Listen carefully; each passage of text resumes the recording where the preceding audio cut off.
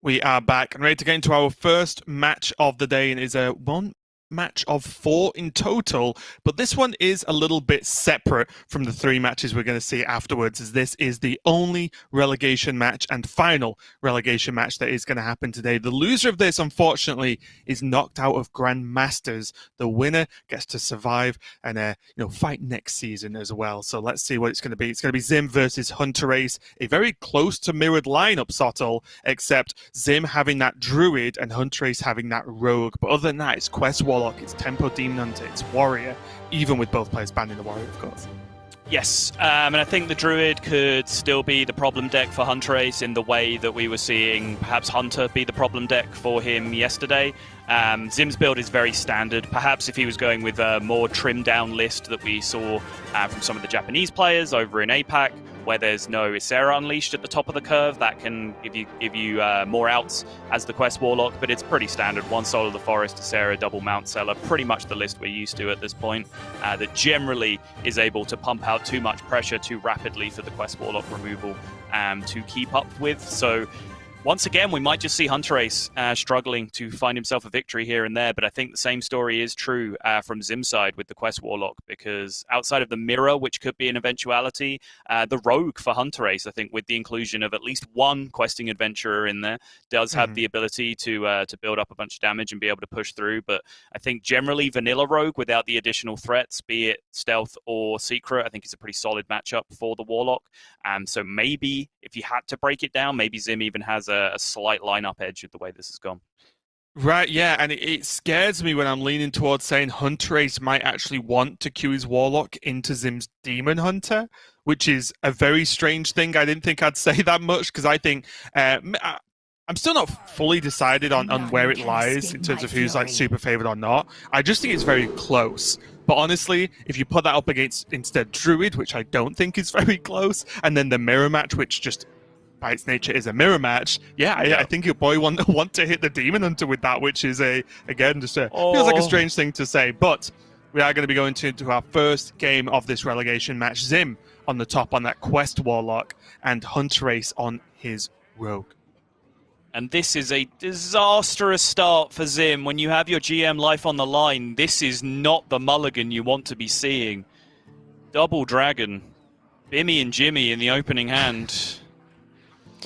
Yeah, it's not good, is it? Because to a certain extent, maybe someone who's not played the deck a lot could be like, oh, well, if you're just going to be spamming tap for the first few turns anyway, you'll draw some good cards. It's like, doesn't matter. You don't want to draw these almost till post-quest, right? You don't want to draw these till like the last few cards you draw in the whole game, preferably, or at least not before you get a plot twist. But yes, not looking good at all for Zhym, whereas Hunterace has everything he could want, or at least a lot of cards he could want in the early game. Spy Mistress, has the Pharaoh Cat. He's on the coin, so he can leverage that as a combo activator for, say, a Miscreant, because again, it's not likely that Quest Warlock plays too many early game minions to just have an easy backstab target for. The Zephyrus joining the party is far from ideal as well, but now finally the Dark Skies is found, so that one card on its own will actually buy Zhym a significant amount of time here. Be able to happily life tap on through, fill up his hand, and still be able to deal with most of the threats on curve.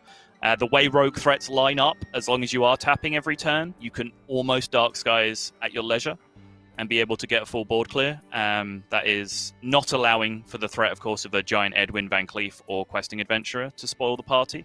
But generally against the regular statted minions, you are fine to be able to Dark Skies anytime, really, between turn 3 and turn 6. Yeah, and speaking of Zhym's Quest Warlock, he did choose to cut the Questing Explorer for the Ooze, so he is running that double Soulfire. And again, it's something I didn't touch on because we just went through the opening at a reasonable pace, but I think one of the problems with Hunterace's cut of Soulfire in his list is the more I play Quest Warlock, the more I find just using it as emergency removal sometimes. So although everyone sort of thinks of Soulfire as the finisher, 1 mana deal 4 to a threatening minion is actually pretty valid. It's not what you want to do, but it is a tool that's there, right? Say, you're facing down a Van Cleef. Well, suddenly, if it's 6688 mark, the Moag and an emergency Soulfire still gets the job done.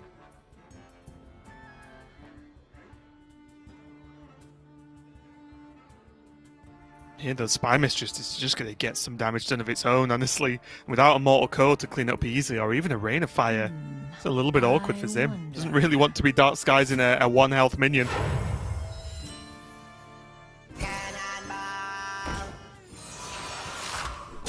Good pull at least off the Pharaoh Cat, though. I think cheap minions that he can play out for additional pressure are kind of what he's most interested in right now. Reborn, of course, is quite terrifying for Warlock to be able to deal with in the same way that and Sticky Death Rattle minions are. Generally takes multiple combinations of cards to be able to clear either Reborns or Death Rattles from the board, as it would be here. Yeah, now there's a weird point, isn't there? You mentioned that if you have access to removal, you know you can greed a little bit sometimes. The problem is, if he greeds with tap now, then he has Netherwing, which is great. But he would have taken, what, 7 extra damage? 9 if you count the life tap, I suppose. And then he takes an additional 3 from the Netherwing. Yeah. So that looks... So if that's the plan, yeah, does he just have to Dark Skies now and just deal with it, unfortunately? Yeah, I think so too. It just adds up to too much, right? Yeah, a little bit too much. Take the greedy tap line into Netherwing. Probably going to end up using them back-to-back here, or at least hoping to. Cleave coming into the hand, though, for Hunterace. Always going to make your eyebrows perk up just a little bit. It's not looking spectacular for the next couple of turns. He could make a 6/6 though. I Could. wonder. Could just play the Stunner, backstab it, and then just play the Van Cleave. After seeing the Darks? I'd have to presume you'd use Cobalt Lackey instead, right? Of Blackjack Stunner, if you were going to do that? Yeah, sure.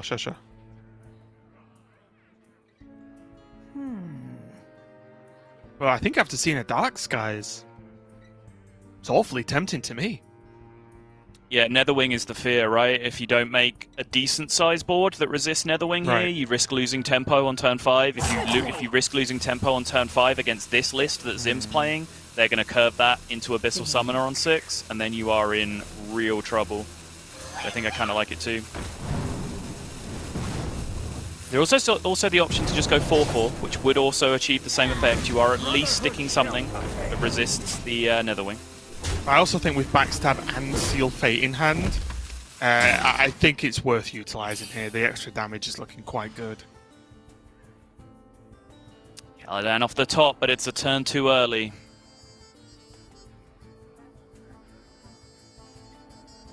And still, just a reminder, Zhym is almost playing with minus... I'm going to say -3 cards, but I guess it's more like 2.5, I suppose, with just the Alexstrasza, Malygos, and Zephrys on the far left. It's been his hand pretty much all game. So he's just playing with less cards at this point, right? That's what it feels like. Right.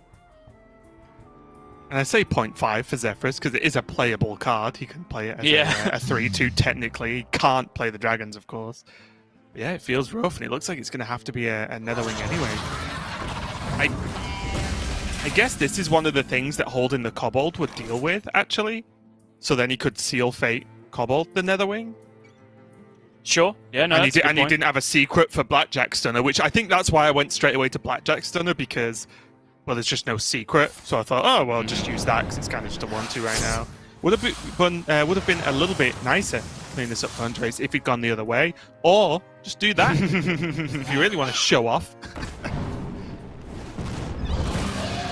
Yeah, it's a big deal, just protecting this Van Cleave. Because now there really are limited options. There's, of course, the Nether Breaths. But another Netherwing would have to be there, along with still a Dragon to proc it. A Dark Skies would have to be used, but then there's not much follow-up post-Dark Skies.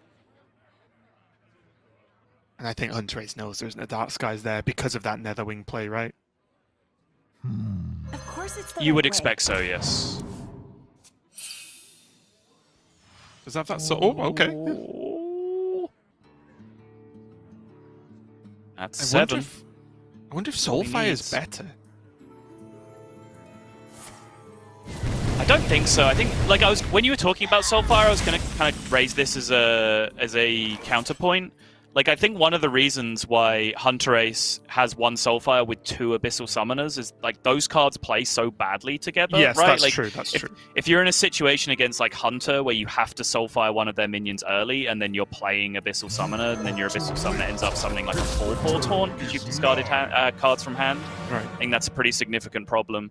And I think exactly here with Zhym's hand, like, if he Soulfired there first, not only can he discard one of the actual key cards that he needs, but also he'd then have a Dark Skies and an Abyssal Summoner in his hand that are just arguably getting much, much worse after the Soulfire. Yep, definitely things that don't play nice.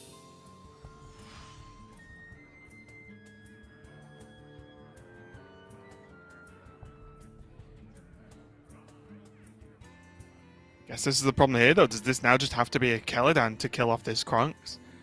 I don't think it's realistic with a secret active that could be dirty tricks to just play a taunt and hope it sticks. Right. I think he has to kill off this 6/6. It's just representing too much damage. He knows Hunterace has Blackjack Stunners. It's not like he has to discover a sap somehow, is it? He knows he plays them in the deck. He knows Hunterace has been sat on one card for a very, very long time now.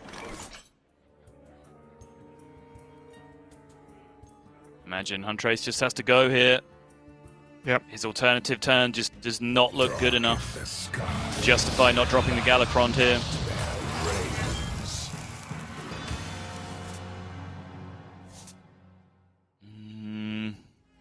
Unimpressive at best. You think about just backstab, swing the dagger, because what it does mean is if there is a Nether Breath and a Moarg waiting, it would have to target itself to get the heal off and not really remove any board, because although this flick looks fine as a tempo play, it does just die to almost everything, right? So I think it's much more valuable to hold on to. Maybe he can flick away the Aranessa Broodmothers if any of them get played. Even just flicking away the big taunt from the Abyssal, of course. Seems worthwhile to keep for me.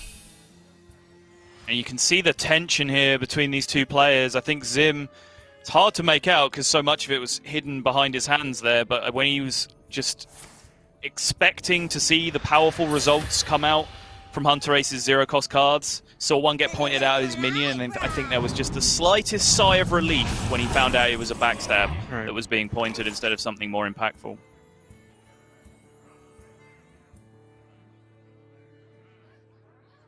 And if he saps this, it will be 9 mana. The mana cost of those demons is equal to their attack and health, basically, of when they're played. Yep. So it could be replayed next turn. It would cost the whole turn, and maybe that's just okay for Hunterace if he wants to use this Blackjack Stun as an activator for the Miscreant.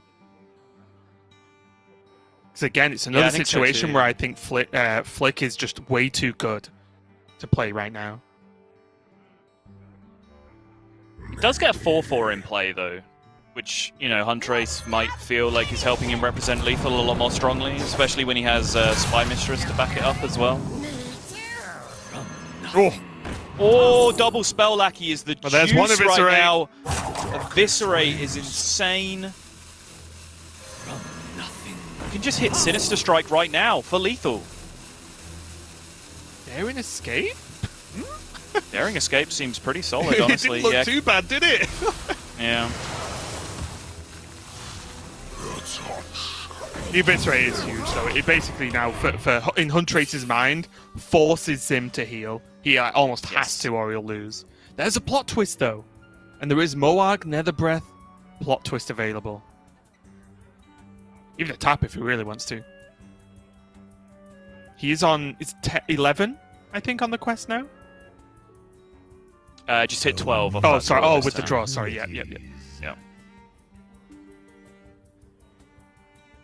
So though it makes his plot twist worse, I think his plot twist will still be good enough, right? Yeah, he'll end up twisting 6 cards. Can fit in a tap. And he can tap with the 0, right? Yeah, so then he'll be twisting 7 cards. So yeah, he's got plenty. He's going to activate Dirty Tricks, though, which, again, also draws cards for Hunterace and helps him get towards pushing that extra damage. But Zhym now on 15. It's a little bit further away for Hunterace to finish this. And let's remember, Hunterace has already played Kronks. So there's none of that AoE buff, you know, on a small board to push a ton of damage. that will now be 19 out of 20 on the quest, meaning that it completes naturally at the end of next turn. Sorry, at the start of next turn. Yep. And Hunterace pretty much just has to start again here. You can really eviscerate this goal.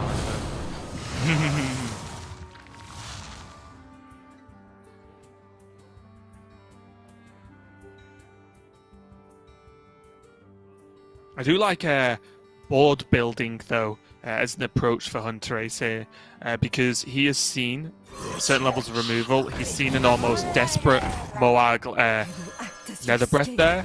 So then you've got to ask, you've seen a Dark Skies as well, like, how much removal is there even left? And you take a, maybe not now because of when the quest will be activated for Zhym, so at the start of his turn, you take a half victory if you get Twisted Nethered as well, because it's so much of the opponent's turn that they can't normally have a strong follow-up. But of course, if you get an attack for zero mana card, that follow-up can potentially be quite strong.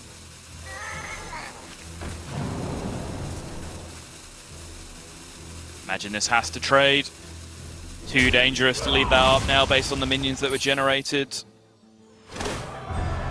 Mortal Coil and Rain of Fire just become way too effective, leaving the Moag up in play. But you are right, though, a huge chunk of removal has gone down. Oh! Instant Dragon Queen Alexstrasza. But yeah, both Dark Skies have gone. One of the Crazed Netherwings has gone, and the Kelodan has already been used. Oh, I've got a suggestion, Sol. Yeah. Coil, and then depending unless anything crazy happens, Abyssal Alex.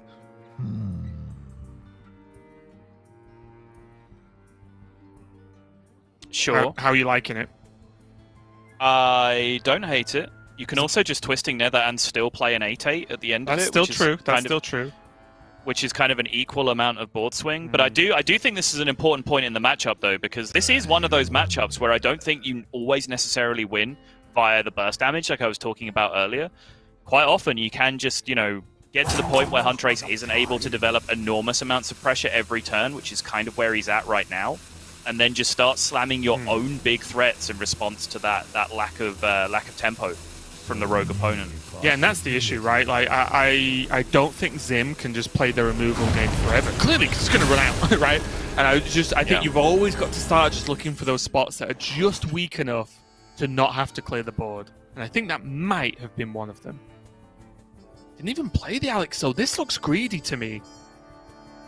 He does hold on to it, yeah. He's only one card away from it being active, and I think there's two ways of looking at it. I think, you know, like I said, sometimes you can just get big minions into play and start to swing tempo back against the rogue, especially when you've seen Flick. But you've also seen 0 Blackjack Stunners, which is a potential problem with going for it. And also, the actual best card for being able to do that is activated Dragon Queen Alexstrasza, right? Like, if you actually are able to play that for 0 at some point during the game, you can create a phenomenal tempo.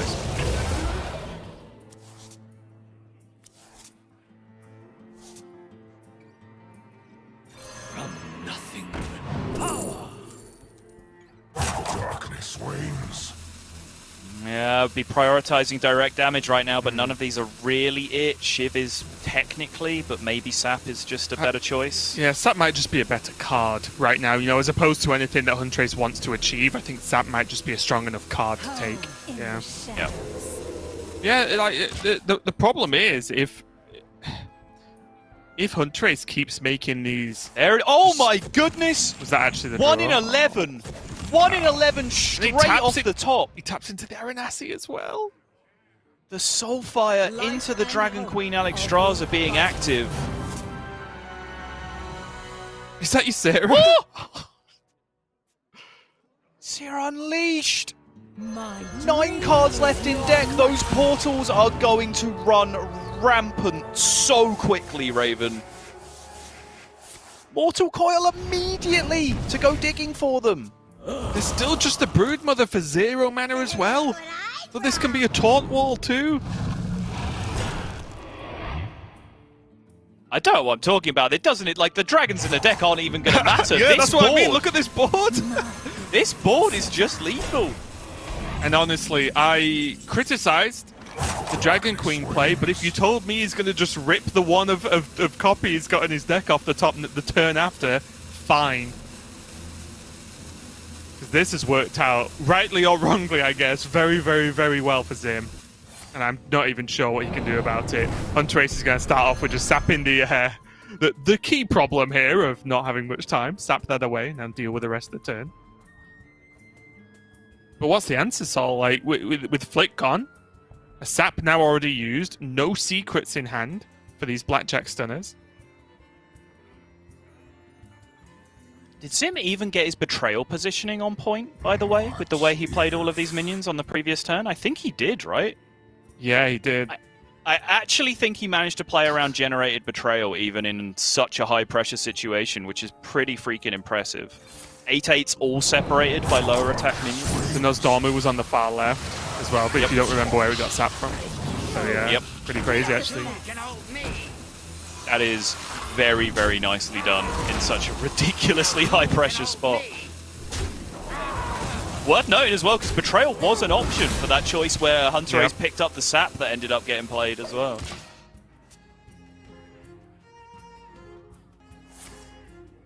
That was just an Alex away from lethal. Oh, that's going to be it, though. Pack it up. Absolutely pack it up.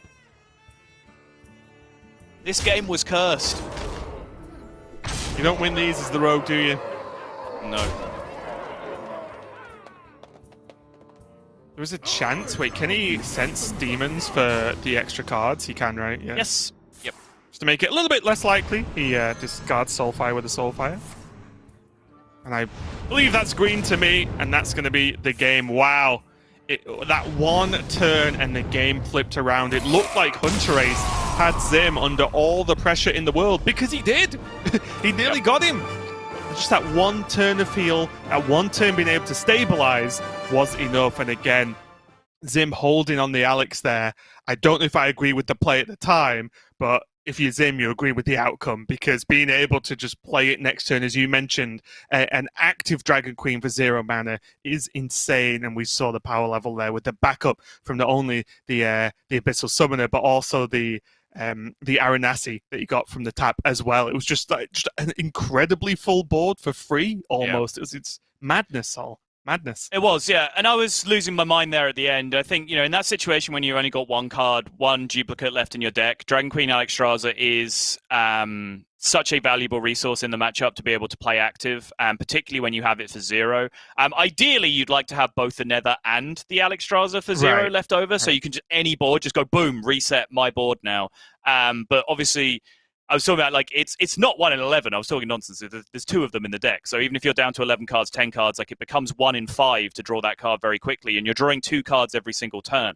So on average, it's going to take you very few turns to get that Dragon Queen Alexstrasza active, with only 1 duplicate left in your deck. So I think it is probably a pretty good decision to hold on to it there for sure. But the chain of events there at the end, with it coming off the very first draw, then the dragons being giant, even though the portals that went into the deck did not have a significant impact, and then the immediate Malagos rip off the next draw as well. Like, that was an insanely good outcome for Zhym in a position where he absolutely needs and will take some insanely fortunate outcomes.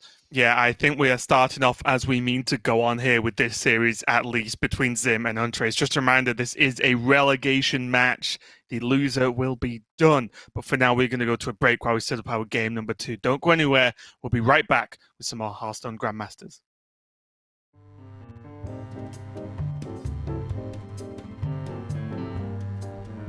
My favorite smell.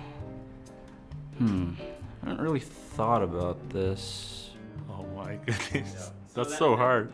Oak. That's stupid. My favorite smell is probably pizza, because that means there's pizza nearby in the vicinity and I can probably eat or steal some of it. I'm thinking of like a cookout, but not so much the food, more like burning wood. I love the smell of fresh laundry. Guava and green apples? Mi olor favorito es el de las cosas nuevas y también el de un muy buen empanizado. I think what is in my shampoo? It's like a lavender scent. I like the smell of water. All right. I honestly like when it smells like nothing. I guess freshly mown grass smells pretty good. I think I like the smell of strawberries. Smell of Korean barbecue because it just makes me so hungry and Vanilla candles. No. They're too expensive.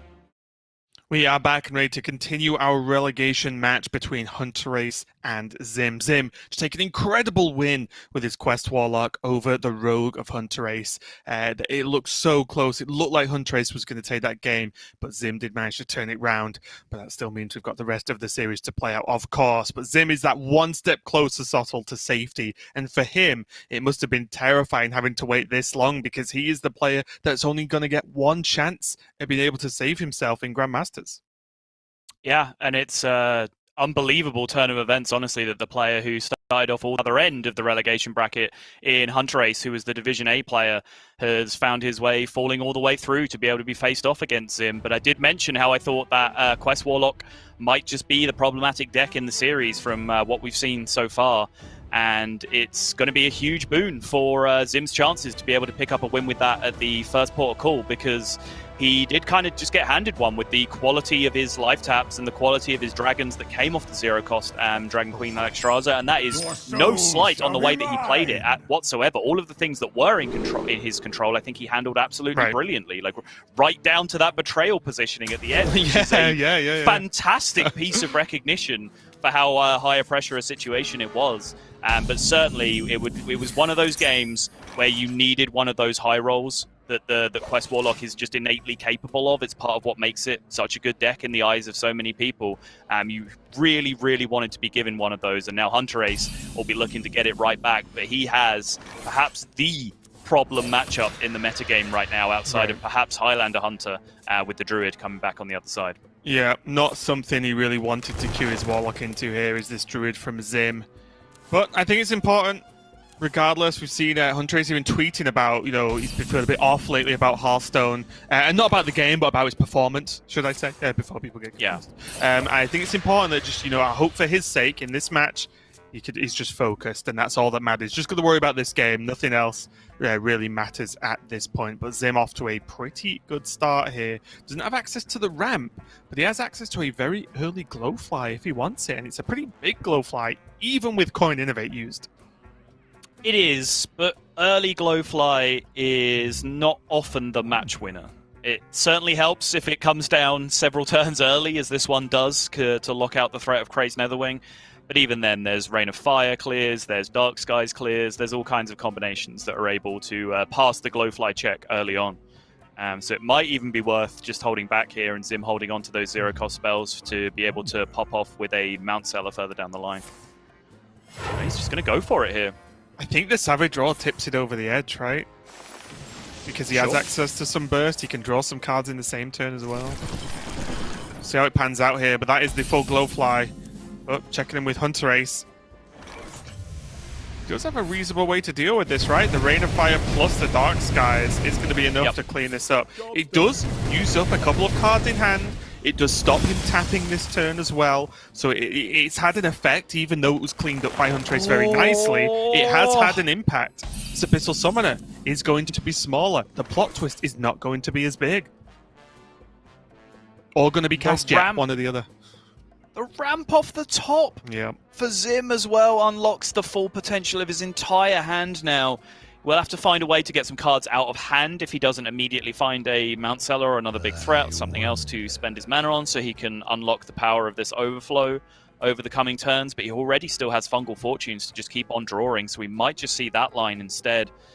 Hunterace from his side, just considering ordering on this turn, it looks like. And I think I like tap first, because if you hit Sense Demons, which I think is the only card that changes your play, you would potentially Sense Demons instead of Questing Explorer there. Here's my question though, Sol, for Zhym. Should he play Fungal Fortunes? He has Overflows, he has Rise of Winds to draw cards. Sure. Should he risk Mount Seller discards? Because that's what could lose him this game. That's very fair. Was that a Mount Seller? Oh, it was not. I thought it was a Mount Seller. I was like, oh, never mind. Okay, well, there's Fungal. And is that just 3 spells? Oh, wow, that is that's 3 a spells. big deal. And that is 10 mana for Zhym. Hunterace is going to be able to get the Abyssal Summoner off. Yep. So he does get something on board first, and by something, I mean a 7/7 taunt. That's a pretty big deal. And Zhym, although it's got off to a great start, he's having one of those weird Druid games where not all the threats because of the Glowfly, but the threats you really want, Ysera, 2 Mount Sellers, are in the bottom half of his deck, and he's not quite there yet. Yeah, he needs to hit one immediately off this Wrath cycle if he goes for it, or else he's not going to be able to have any impact here, and even then, Ysera is ruled out due to the early Innovate usage. If he went for 3, yeah, he can use this to empty some cards as well, because he has Crystal Powers too. That's fair. So he can kill off this 7/7 and empty some cards in hand. Eagles just beget more eagles here for Zhym. Trying to dig his way through to actually find a threat. Oh, okay, well there's Glowflies, but again, nearly bottom 10 cards, and he's not seen a Mount Seller or Ysera yet. It's a big deal, honestly. And there's not even a Soul of the Forest to go with the Glowfly. That's coming off the top, Sol, don't worry. Okay. Not a good follow-up, honestly. And this is where it gets weird for Hunterace. I think in an average matchup, you could just say, okay, push 2, get the Netherwing on board. You know, just get the board, get something there first. No way. But Netherwing versus Druid is so powerful. But then again, so is Dark Skies. Combo those spells with Moarg, so is that. So is he really just going to play Ooze and Pass this turn? Or, with going into turn 8, having all these options, can he afford to throw one away in the form of that Netherwing? Because he has Dark Skies, Moargs, he has Twisting Nether next turn. I don't know, but he has to play something. So many possible. Yeah, I don't think so. I think when the deck is getting this small from Zhym that you're going to have to deal with the Soul of the Forest board sooner rather than later. And if that's the case, you need all of the Crazed Netherwings and Rain of Fires you can get your hands on, and 1 Rain of Fire was already used on the initial clear. Oh, I like this. I like this, actually. Of course it's the right way. Oh, huge!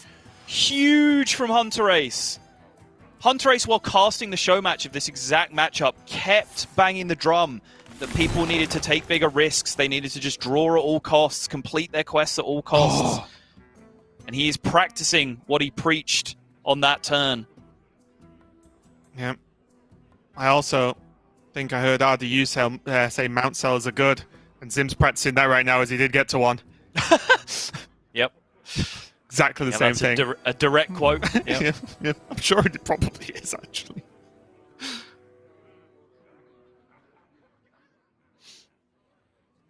What a weird game. No bug Zhym beam. ramped to 10 mana so rapidly. Usually that spells disaster for the Warlock because you don't really have time to hit all your big Twisting Nether and Celadan turns before they start doing explosive things. But it then took Zhym so long to find a threat. Actually, all of those options are online for instant Zigsaw! First card! That's a whole nother wave of threats now that Hunterace has to deal with. Yeah, and although this starts to get very likely, of course, when the Druid player has drawn nearly their whole deck, but the fact that players did kind of revert back to this double Savage Draw list means that their opponents can't just say, oh, I'm going to be pretty safe, probably, it's fine. It's like, well no, because not only is, oh, well, they need double Savage Draw, they have it, they've drawn the whole deck. Like, they do have double Savage Draw. So Hunterace will get to the point very quickly where he either has to play around double if he can, but more than likely, if not, have to just close his eyes and say, well, yeah, I can either clear the board or I'm going to have to make the biggest play to try and win the game instead. Right. I think it has to be twisting, right? Does it? I feel so bad. This is such a small board. I mean, obviously it's huge, but in the context of the matchup, this board is microscopic to be using Twisting Nether on. I think the problem is he can't this turn Celadan for the spot removal of the Mount Cellar and Dark Skies. He can't Celadan and something, which is normally what you are forced to do if you don't have Twisting Nether on a board like this. It's normally one big thing and then a lot of medium-sized things. So maybe Twisting Nether and then Celadan Dark Skies. I mean, can he just tap and then Celadan the Mount Cellar and just call that a turn? Is that acceptable? All I want to see is the Mount Cellar die this turn. That's like step one, right? So whether this ends up working out for Hunterace or not, he did the important thing, which was stop the Mount Cellar. But there's a Soul of the Forest. Yep. So now, even with, double Roar coming down, there's 6 in play, plus 8, 22, 23 with the hero power. So yeah, as long as he's safe from double Roar, I think this is probably the best line to eke out as much chance as you can. Right. But now Zhym can just trade away what's required, and then just fly Soul. And then say, right, you pretty much have to clear the whole board. Yep. Or you're dead. And this is where preserving those Netherwings can actually be a big deal, because now he has, tap into second Netherwing, he has Netherwing, Moog, Rain of Skies, Rain of Fire off the top if he's able to find that immediately off the draw. Alex Straza's not it though. Nothing. And the problem is he can't even double Nether. He couldn't even have the chance of double Netherwinging because he's still only on 9 mana. It might feel like an eternity. Since Zhym's been on 10, but like I would say he could tap into a 0-cost Netherwing at least. Right. Oh, sure, yeah. Yep, just wasn't available for that natural draw as well. Mm-hmm. But now suddenly, in fact, I think that always ends up being the play, right? It's Netherwing, tap, try and hit something. You can hit the second Rain of Fire or the second Netherwing. Unless he thinks that. So many possibilities. Does Netherwing Dark Skies ever do enough? I know his Netherwing adds health, of course, but does it do enough, considering he'll be on, 24 after that Netherwing? You can do it the other way around if you want to do that. You can Dark Skies first, because it's the same board state. Right? Like anything that dies here, you will then clear up with the Netherwing afterwards, so it's essentially just the same thing. If you wanted to do it that way around, it's just you're not putting the 5 extra health on the board.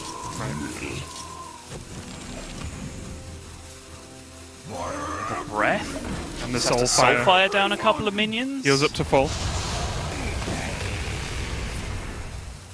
Now there's 5 left, and they each attack for 6. Yeah. It's just too much. Like I said, the double Savage Draw and the inevitability of saying you have to clear the whole board. And with Zhym drawing so quickly through the majority of his deck, this isn't even overly unlikely to happen. And that's going to be game 2 to Zhym. Oh. Just like that, Hunterace finds himself a single game away from the unthinkable, quite honestly, happening and him finding himself relegated from Hearthstone Grandmasters. What an unbelievable turn of events that would end up being. But like, if I've learned anything up until this point in my Hearthstone casting career, it is not to count Hunterace out, because it doesn't matter what he was up against. When he's in a World Championship final and he has a no-win condition deck that's going up against a deck that plays Arc-Villain Refarm on curve and then hits multiple of the nuttiest legendaries possible to be able to continuously generate value and is able to overcome it. You cannot count this man out. He has been able to overcome even the shortest of odds up until this point in his career. And even though it looks absolutely miserable for him, if there's one man I would bet to be able to find a way out of this, it's Hunterace. And honestly, I remember at the start of round robin, if you got to cast your mind back, we had 3 weeks of Swiss, which placed all of the players into 2 divisions, A or B. A, much more likely to, 1, get a chance to play in playoffs, and much less likely to be relegated. And I was talking at the start, I think week 1 of round robin, just while we were explaining the outcome, was, so if you're in Division A, you're probably feeling pretty safe. Because to be relegated, you have to play pretty much the worst out of your, or at least have the results go the worst out of your whole division. Then you have to lose, 3 matches in a row on top of the, do badly in the 7 matches before that. It's so just unlikely, almost regardless of which Grandmaster it would be. But honestly, of all the names, I think I would have said that would happen to Hunterace as my last choice. That would have been the last name I would have chosen to fill that spot, but we might be seeing the unlikely happen here. Zhym going to be on his Demon Hunter as his only deck left to guarantee his safety in Grandmaster's future. Hunterace, on the other hand, is going to be choosing his Rogue for the start of his comeback opportunity. None can escape Yeah, my and that fury. means Hunterace now does have the gargantuan task of having to 3-0 reverse sweep Demon Hunter. The newest class in Hearthstone, the class that came out egregiously overpowered and has had to be adjusted on multiple occasions and still finds itself in a spot where it is an absolute powerhouse in the format. Hunterace is going to have to beat it 3 times without a giant favorable matchup in sight.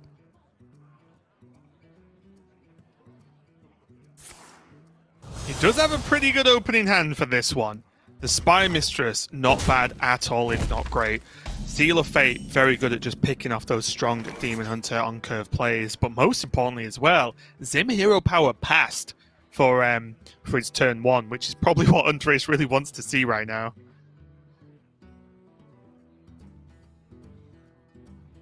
Ho in the shadows.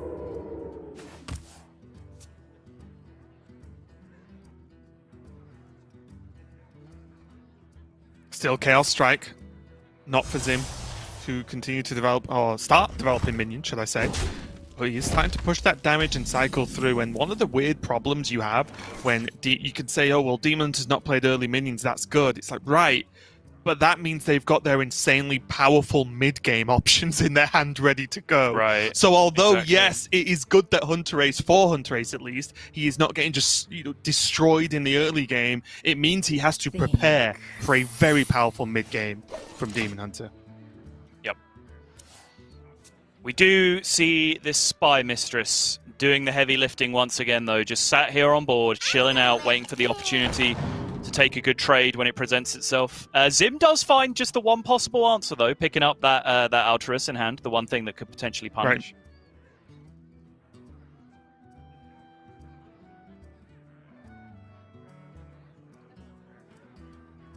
It's tough, but it looks like a Metamorphosis for me. The other two I don't like, and I don't know if I think a Mystery Choice ever works out that much better than a Metamorphosis. Yeah, I tend to agree here. Metamorphosis would be my first choice. I could understand Mystery Choice here. I don't think the others offer too much value. Right. I grow impatient.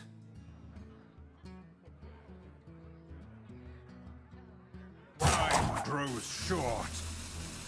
No problem for Zhym taking his time, though, but I do think it just works out a bit steady. Again, obviously, there are some great pulls from the Mystery Choice. Look at some of the power cheap cards, right? Obviously, Twin Slice. Even Mana Burn can be pretty good. Even we've seen Blur do okay if he's planning on having to tank some minions. But overall, I do agree with the outcome there of saying, actually, Metamorphosis is just a good card. We've seen these choices sometimes go wrong, where the Demon Hunter does not have time to play it or pull off all the attacks, especially if they draw the second Metamorphosis. But still, I think on average this works out a little bit better for Zhym doing it this way.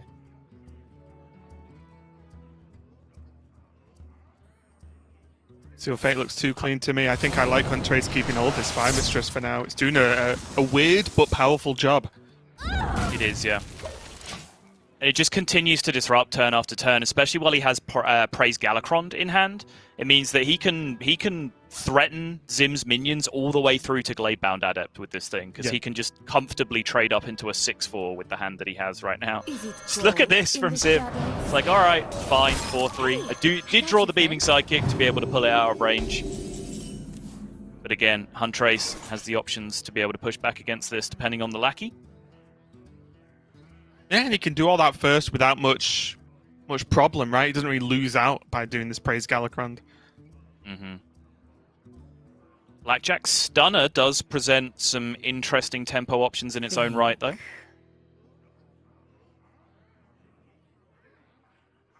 There aren't too many super valuable Blackjack Stunner targets in this matchup. It tends to be just any and all minions that you can get your hands on just to push back into their hand to gain some tempo. Yeah, or a just stop me dying for a while plan. Right. Okay. 2-3 is not bad.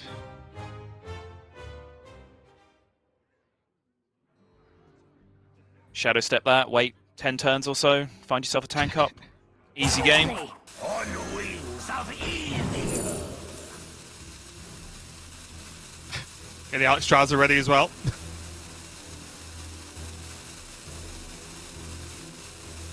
Looks like he's going to use the Stunner for the tempo play. Again, not many. The freeze isn't quite as powerful in Rogue because, as you can see, Rogue often just ends up playing just stuff on board, like nothing high impact, high importance. It's more just, well, lackeys, generation tools. Even Shield of Galakron gets its job done even if frozen, right? Because it's taunted. Yep. And freeze in the face doesn't achieve much because Rogue isn't actually playing any natural weapons at the moment. Right. Yeah, it's just that dagger tempo that you end up preventing. You see Hunterace revealing the Spy Mistress here, just using it, recognizing the tempo swing that he had here. He's in control now. He doesn't necessarily need to be worried too much about removing opposing minions. He's the one now in control and pushing damage. But just Hunterace I-Beam actually does make a bit of a mess of this board state. Yeah.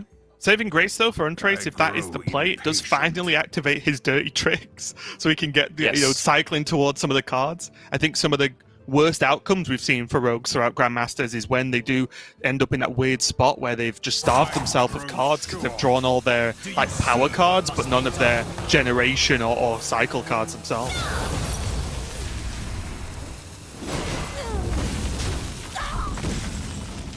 Okay, that backstab is a very big deal because at least now he has the clean answer to the Hunterace.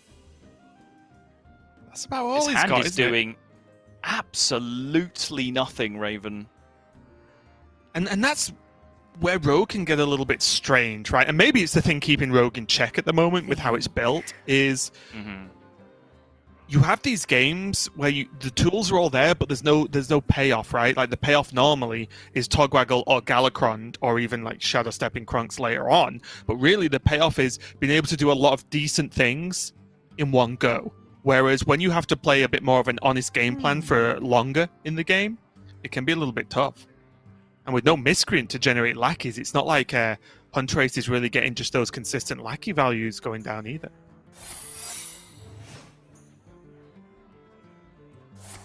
Oh, you are right. Backstab clearing up this Hunterace is huge.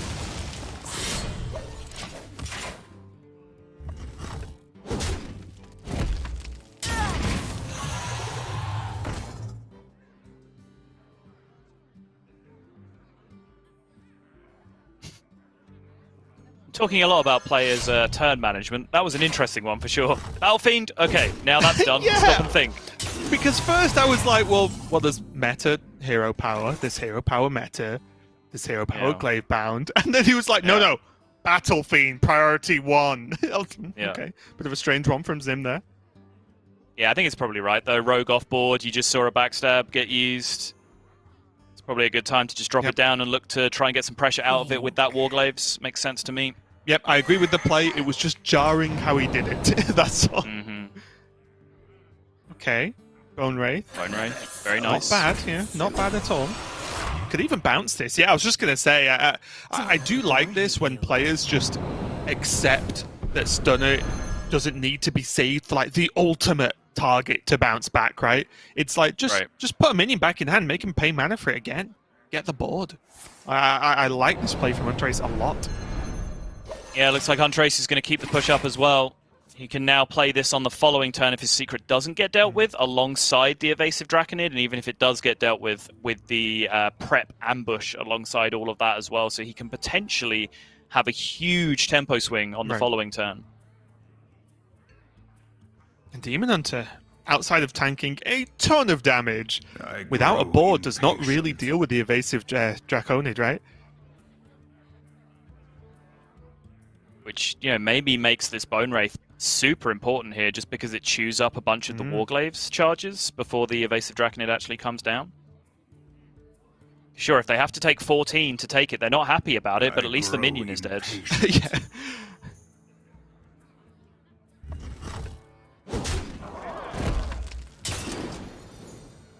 It's like I-beam, swing again, face. At least now he knows he can glaive bound, right? Because if he thought that could have been ambush, then glaive bound into an ambush is going to be a bit of a problem. Yeah, and you use an extra swing that he didn't want to. Right. He'd already played out the Battle Fiend on the previous turn, which I think in reality is what the turn ordering was actually about, where he played the Battle Fiend first because he wanted to get secret information. So he did already the have secret that. was already live, right? Yeah, of course. Yeah. And I think that I-beam there is, you know, we saw the Blackjack get Shadow Step, so the reason why that I-beam was used right there is that he wants to deactivate the secret so that Blackjack is potentially no longer live in hand. Just prep though along with the coin. Yep. Does activate the Galacrond. I will act as your scale. That is number 4 now. Which gives fully invoked Galacron for the next turn. Even the Kobold Lackey just saying that he can just hold more minions on board.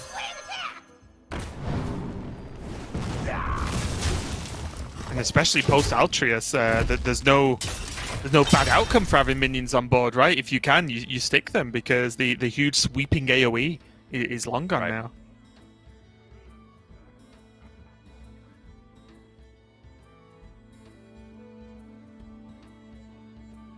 Skull off the top makes this turn so difficult. Yeah, I wanted to say, surely he needs to just get this Metamorphosis cooking right now. He can hero power, swing into the shield, Metamorphosis, and still swing with the one left over from the hero power, and then just meta face. He could go the other way if he wants to save some health, and it would actually probably be better to just meta face and do it the other way around. A little bit less damage, but still. I grow impatient. Then he has Metamorphosis, Hero Power, Glaive Bound the turn after to push some more. The problem is with the plays that he's just seen, he has to be afraid of Galacron, right? He just saw the prep being used to be able to activate them both in the same turn.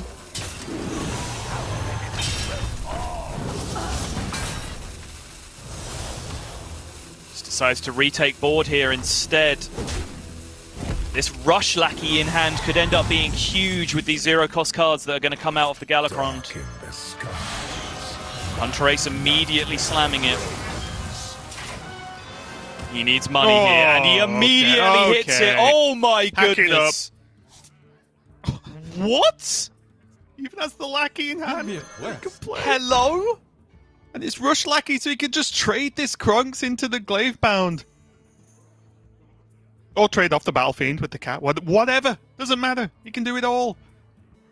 You are too late. He could, like, coin secret Blackjack Stunner if he wanted to. Just do what he wants.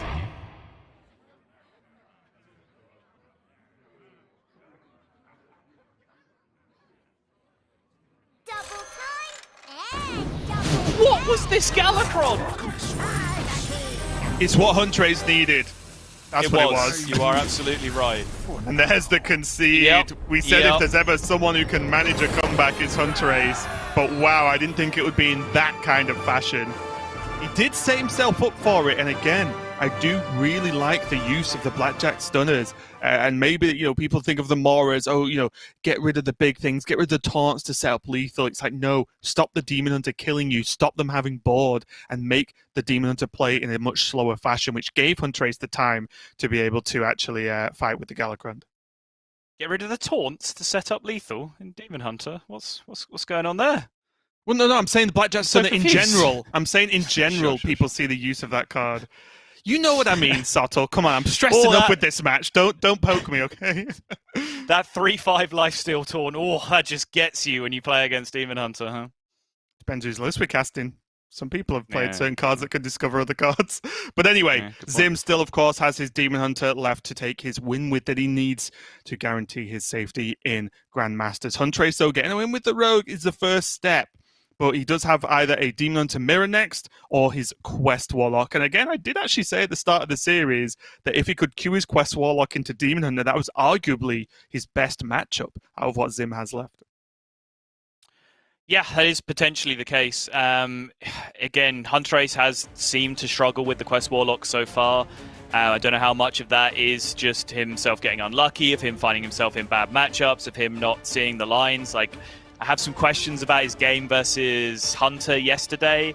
I have some questions about the end of the game he played just previously today with his choice of how he would like to try and clear that final board. Obviously, there were multiple options that sort of didn't quite clear it, but might be able to do good enough that he had in hand. And then there was the option, which was my first instinct as well, to go for the tap and look for the actual perfect clear that you had 2 outs to find from the tap to get out of. But it is an extremely stressful deck to play under these conditions as Quest Warlock. But the Demon Hunter Mirror in its own right is no case. That is an extremely complex matchup in its own right as well. And I think it's a matchup where potentially you can gain a pretty big skill edge by playing correctly. So either way you slice it, this is Hunterace still very much having his fate in his own hands with these matchups that are available. Whichever way you slice it, it's still very unlikely that Demon Hunter is going to lose 3 times in a row for Zhym, but still anything is possible in this series from where we stand. Right, and it looks like it is going to be Hunterace going with his Quest Warlock before he wants to play the Demon Hunter Mirror. And again, we can touch on it a little bit more later, but if you recall yesterday, I was talking a lot about the complete lack of I-beams or ways to even generate an I-beam in Hunterace's list. I see as a problem in the mirror match as damage becomes much more permanent in some of the very close races we've seen in the Demon Hunter mirrors. But for now, we are going to go for those Quest Warlock here. And again, I think this is a matchup where I've gone back and forth, honestly, on who I thought was favored, who I thought does the best. I think I went from Demon Hunter being quite favored to Walt being okay. And then I think I am just on, it's just even for me now. I think this is just a very, very close matchup. I agree. I mean, even honestly, it's not what Hunterace is going to be after, is it? Zhym here holding on to Blazing Battle Mage. I'm not sure what he tossed away. But honestly, early game curve, I don't think is actually the most important thing in the matchup when it comes to mulligans. Actually, that Gladebound Adept coming into the hand on the right-hand side, I think those cards are actually perhaps even more important in the matchup. Because you can get early pressure as the Demon Hunter, sure, that's a given. It's almost always going to happen. But it's almost negligible in the matchup because it gets cleared and then the healing comes out, right? A couple of Brood Mothers come down and then suddenly all of that chip damage that you've got in the early game has been undone. So I think what is more important is that you're able to aggressively follow up that early game by having the powerful mid-game options. The Gladebound Adept, the Warglaives, the Skull of Gul'dan, the Metamorphosis, to make sure that you are continuing to push again after the point where the Quest Warlock is stabilized once. Yep.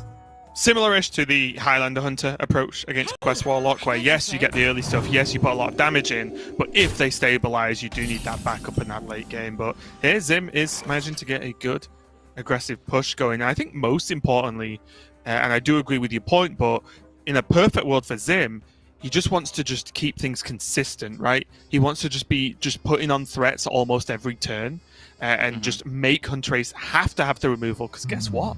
In Quest Warlock, you don't always have an early Dark Skies. You don't always have the Nether Breaths available. So this isn't guaranteed in any means. It's not.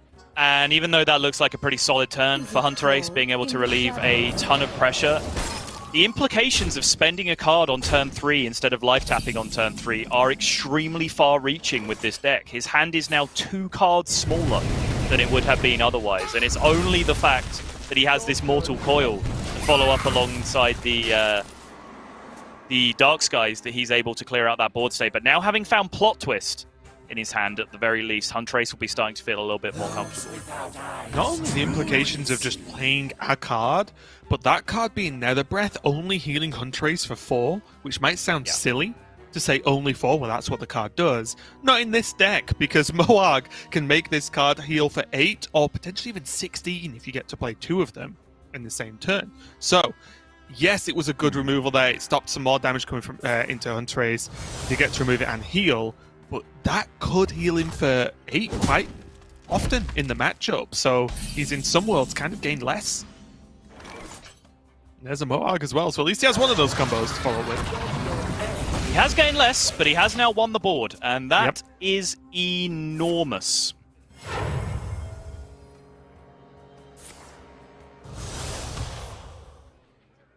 Zhym can swing back here. Hunterace, by no means, is going to crumble under the pressure of this first Bladebound Adept. Now you can kind of see what I was talking about earlier, where Zhym needs to have tools to follow this up sooner rather than later. That Metamorphosis is nice, but it's not going to get there on its own. He's going to need to find additional mid-game options to power through this, because Hunterace is about to reset this game to 29 health.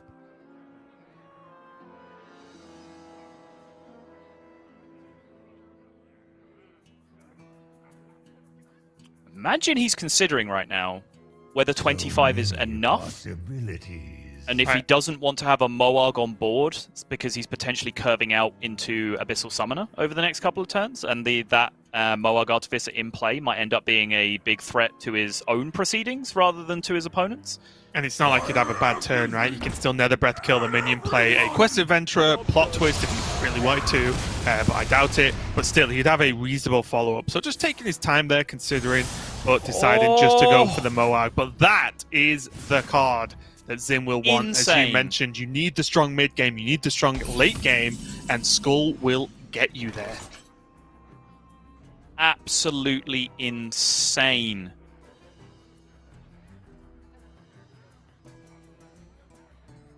Even now, not straightforward, because this Abyssal is not that big. It's not. It's not a straightforward, oh, just get the taunt down. It's great versus aggro. Oh, not really in this case. Right. Let's have double Plot Twist in hand now, though. Mm-hmm. I wouldn't hate it. What, casting double Plot Twist really, really quickly before the second one goes away? Yeah, I'd be down for that too if it was possible. Yeah. He's going to hold. There are some good cards in his hand, of course. The Kellydan for spot removal, but I think he's really looking at the Acidic Swampoos and potentially even the Crazed Netherwing as too important to throw right now. Completely agree. I think the entire left-hand side of his hand is premium right now. Crazed Netherwing, Acidic Swampoos, the Plot Twist, of course, but we're talking about reasons not to use that. And then the Abyssal Summoner as well, I think, is actually just massive in this matchup. That's the plan, anyway.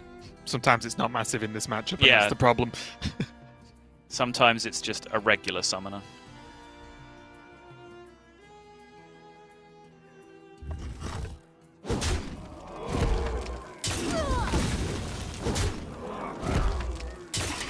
Yeah, you can see the dynamic I was talking about a couple of turns ago, right? Where Zhym has no interest in killing this Moarg because he is not developing minions. He knows both Nether Breaths have gone, so he's not going to get punished for it. So he's just leaving it on board as a liability to be able to deal with exactly this card that's coming down now. Really, really smart from Zhym. And with this Altruis as well. Although the weapon is going to be cleaned up, this is going to be huge. Altruis, just with that one eye beam, kills this taunt. Kills the demon. Yep. Insane. Hail Strike as well. And again, Hunterace had some good tools, had some good setup. Like you said, he used some of the left side of his hand there to really make a strong play on the board. Remove the weapon for Zhym. But Zhym's just said, well, I've been expecting you. And just drops the Hunterace with the I-beams. And suddenly, all the metamorphosis in the world. That's just 20 damage! And it's not as if his hand is doing much else at this point, right? He's already played the skull as well. Maybe it's just worthwhile. The downside of picking Metamorphosis number 2 is, of course, that that's 10 mana to play out and 4 turns worth of damage. You can't do 20 damage any quicker. So the idea being that, well, if you can win the game before 4 or 3 turns are over, then you didn't need it, right? But I do think with nothing in hand and 1 skull already being played out, I don't blame this at all. Zhym doesn't have tons of sources of damage left in his deck. Yeah, don't get me wrong, I don't necessarily think that's like the nuts outcome for Zhym in that spot. It's just, it makes it so tense from here, because we can basically just see Hunterace's impending doom just slowly walking towards him with the 20 damage that Zhym currently has in hand. I think Zhym would have, greatly preferred to see card draw in that scenario, Skull of Gul'dan or other options to draw cards, so he can continue to dig his way through the deck. Interestingly enough, I wonder if we're ever just going to see... Let's just live in the world where Metamorphosis gets played, Hero Power goes face or whatever next turn, back to Hunterace. Say no minions are developed. Yeah. Does Hunterace ever just slam Malygos? Yes. I think that's the play, right? You just have to put the big minion down. It almost certainly doesn't die, especially post-Altreus and then cards that we saw from Zhym earlier. And then just say, I have 1 Soulfire. I only need a little bit more to just kill you. And maybe beat him in the race in that way.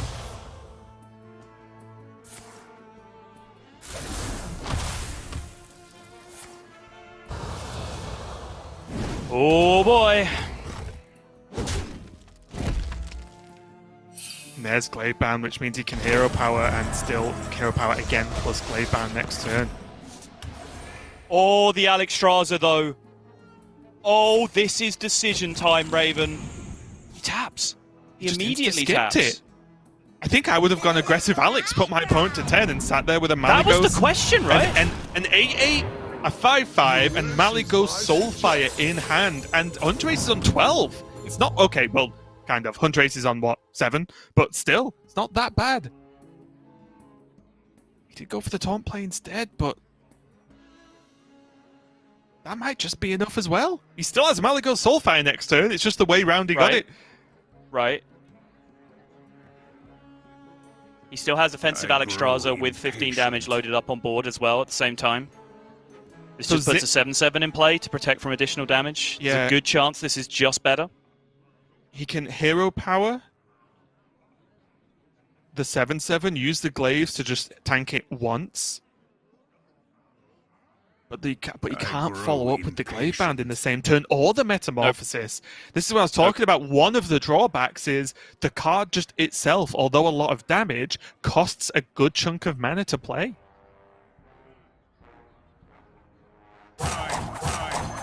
This might just be enough.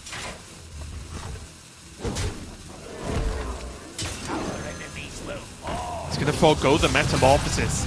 Kill off this with one swing. But to me, Sottle, that adds up to a pretty beefy lethal from Hunterace's side here, as not only does he still have a ton of minions on board, but he still just has that Malygos Soulfire.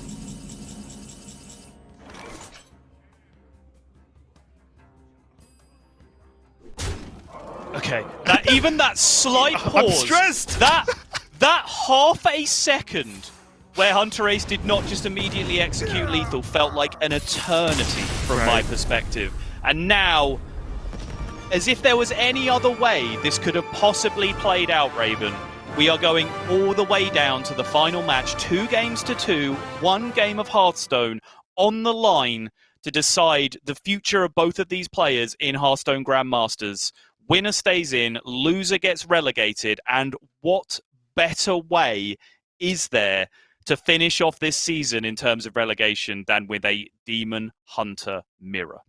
That's it. I mean, over the course of, I think, just the life of Hearthstone, we've talked a lot about mirror matches, and you never really want to play them because a lot of the time, some of the impact of the game and some of the decisions do kind of become out of your hands, right? And you remember the worst ones, but we were playing Quest Warlock Mirrors, and there were games where you have plot twists in the bottom 10 cards of your deck and your opponent doesn't.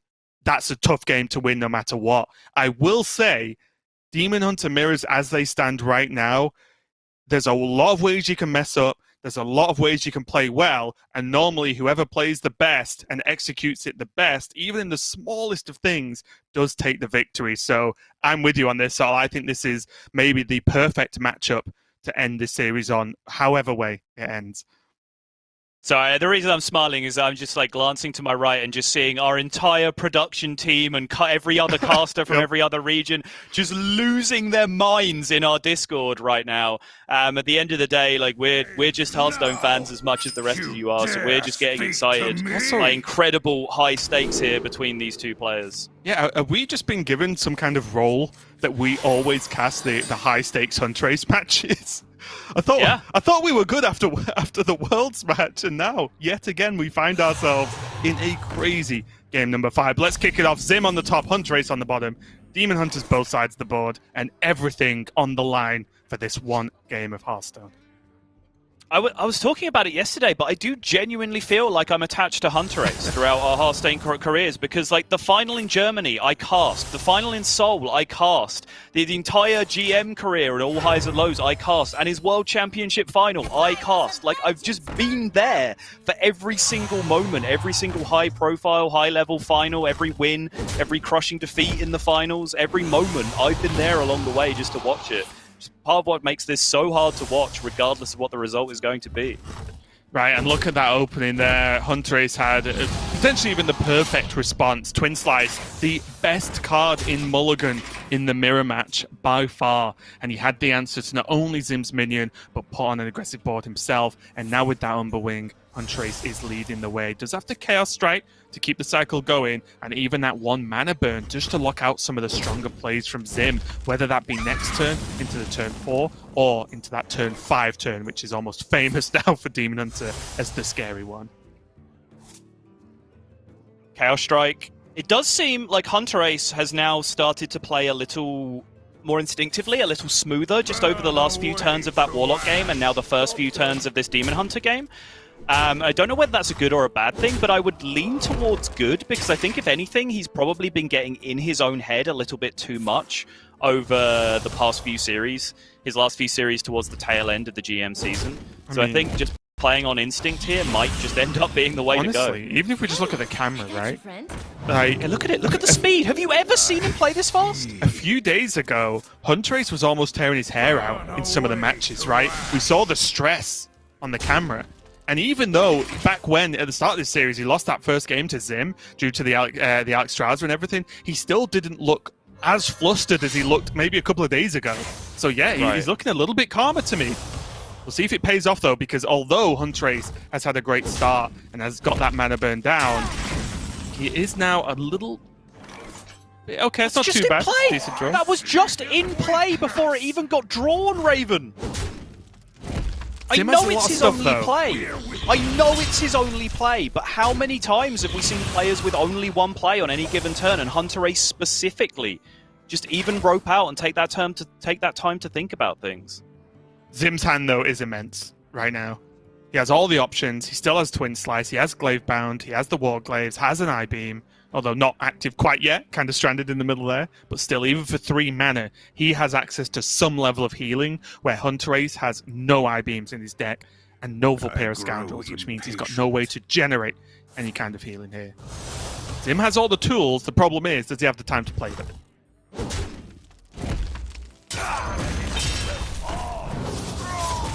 It's going to take quite some time to be able to outcast that I-Beam, I can tell you that much. And now Hunterace is going to end up being the first player to rip the skull here. That is pretty low impact, as is that, to be perfectly honest. Glaybound is unplayable this turn. He did not hit, any of the real juicy 3-cost maximum reduction cards there. The Satyr Overseers, the Frozen Shadow Weavers, those kind of things. which means he is now going to concede just a little bit of tempo with this turn. He is. He does have the health to soak this, though, right? He can take maybe a turn of just Zhym having kind of free reign in the damage department. He is on 28. Zhym only on 13. 13 can be done quite easily with a fair chunk of Demon Hunter hands. Especially when we see Hunterace has this second skull active, if he so chooses. Oh, there's the Altruist, though! And a cheap meta, and an I-beam. Again, this is what I was talking about. Zhym plays I-beams, Hunterace does not. For me, that is a huge problem for the player who is not playing I-beams. Although Zhym behind on health, he can recover a good chunk of this with those two I-beams in his hand. Looking at this hand, if I was Hunterace, I would struggle to be able to formulate a plan that gets through this. Because those two I-beams are going to give him so much time to build up a critical mass of hand size here for that Altruist. And then you're just dead. If the Altruist comes down here from Zhym.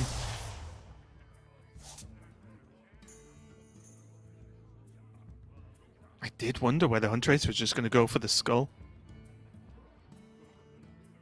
And just decide he needed something more, but honestly, with double Frozen Shadow Weaver in hand, he can freeze out this Glaive Bound, he can freeze out his opponent's face and push damage, and also not only the freeze, but put 2 4/3s on board. Seems good enough to me. At least from Hunterace's view, anyway. Yeah. That's the big problem, right? Is the quality of the hand on the other side.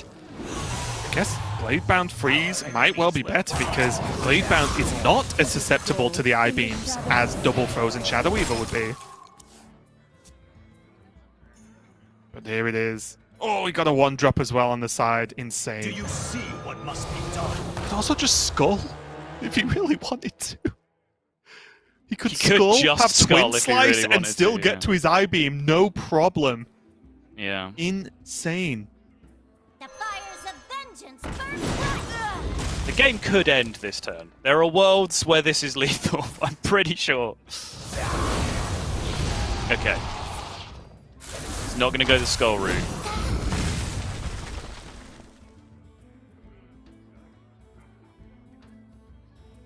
There was a slight interesting play there. He could have foregone 1 damage extra to play the I-beam for 0, right? Which would have then given him the hero power as well as the Frozen Shadow Weaver.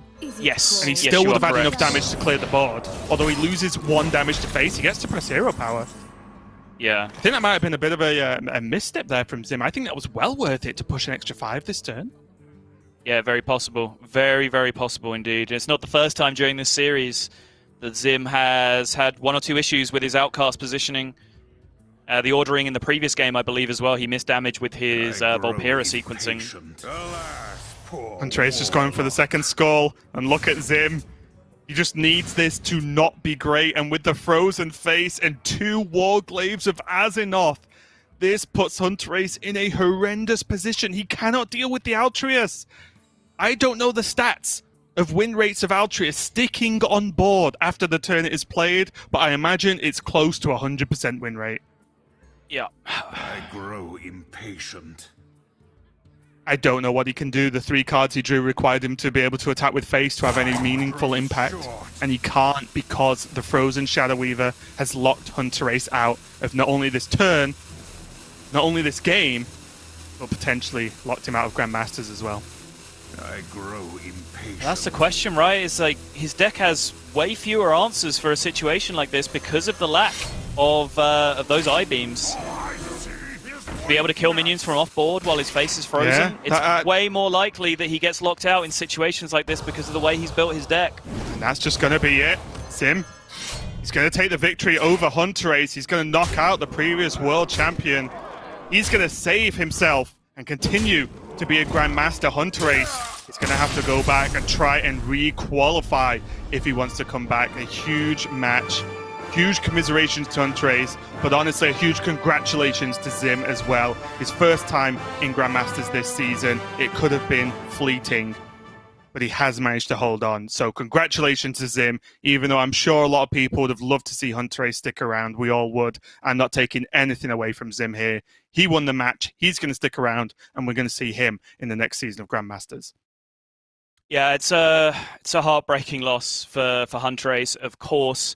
But we would be doing Zhym a disservice if we didn't focus on his victory, because, as I mentioned, and I truly believe it would have been, a huge loss to have him go before we even really got to know him as well. And now he has an opportunity to show that he can perform better, he can be stronger, and he can come back, bigger and tougher than he performed this season, and have a much better showing in Season 2 as we take a final look at how this all panned out. And honestly, that is one of the most surreal images I have ever looked at in Hearthstone.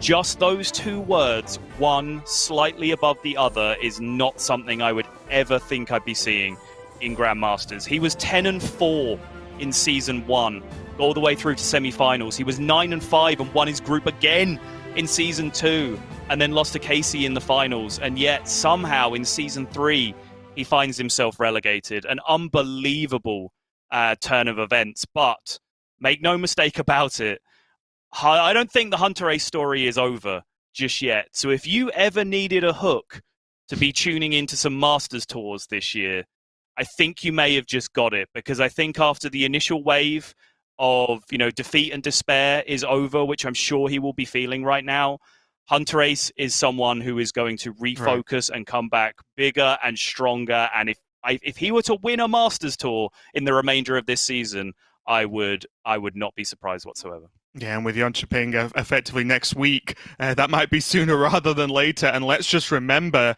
one final word on Hunterace is he became as popular as he did, not only, of course, for becoming a world champion, he got there by doing insane in Masters tours and doing insane in that style of tournament. So again, just to echo what you've said, Subtle, if anyone can do it, and anyone can do it maybe even in a quite quick fashion, it is Hunterace. So I have no doubt we've not seen the end of him. But that was our relegation match done for the day. We are done with some of the misery and some of the heartbreak, but it does mean we have 3 more matches coming up to decide who out of the European region is going to be going to the World Championships. But for now, we're going to go to a break while we set up our next match. Don't go anywhere. We'll be right back with some more Hearthstone. The Masters Tour is official.